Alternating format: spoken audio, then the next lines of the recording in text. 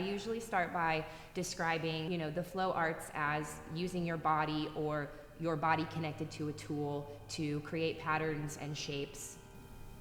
And for me, flow is a spiritual practice. Well, any spiritual practice, the goal, for me at least, is to be more loving and present and connected.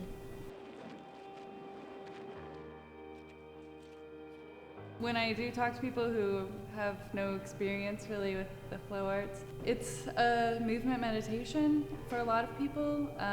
It's a way of expressing yourself through the body and through a prop. Flow is a huge part of my everyday life. Flow is very meditative. The flow arts are very meditative for me. I use them as a meditation. It helps me get lost in myself, lost in my thoughts. It helps me reconnect to my body, reconnect to the earth if I'm feeling really scattered and kind of, airy. But really the spirituality of flow, like how you use it or how I use it to make my days go, how I use it to make decisions, how I use it to, filter my responses in situations that are kind of intense. That's how flow filters into my everyday life.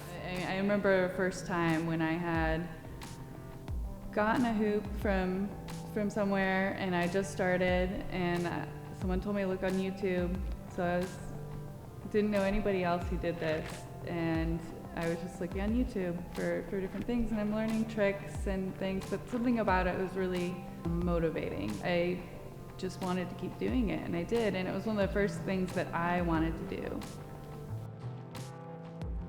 There's a great difference between just a practice hoop, fire hoop, and an LED. They're very different creatures. I actually prefer just a regular hoop because I feel like I'm much less limited in what I'm able to do, and I connect much better with the hoop. The fire hoop and LEDs, they have a little bit more weight to them, and obviously the fire, it's very distracting, and the contact with the outside of the hoop is a little bit more limited. Setting up for doing a burn or doing some sort of a performance, you have to make sure that you are using your tools safely first and foremost, and that you're being safe for the people that you're performing for. You have a separate fuel space.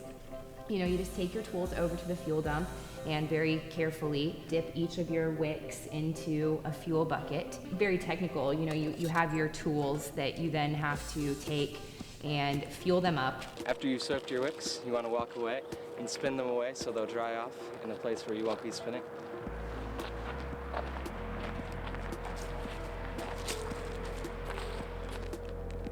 This helps to get all the extra fuel off your wicks before you begin.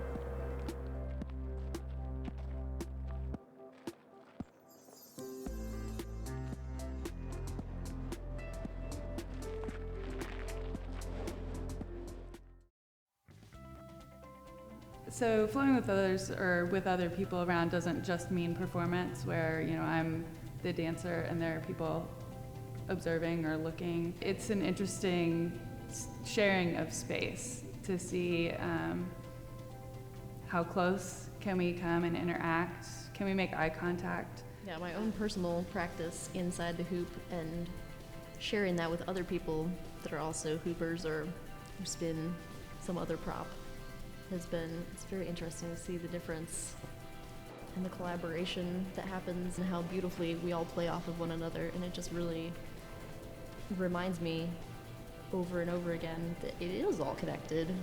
We are all one, and it always amazes me how so many people can share a space and not have collisions or have ridiculous things happen.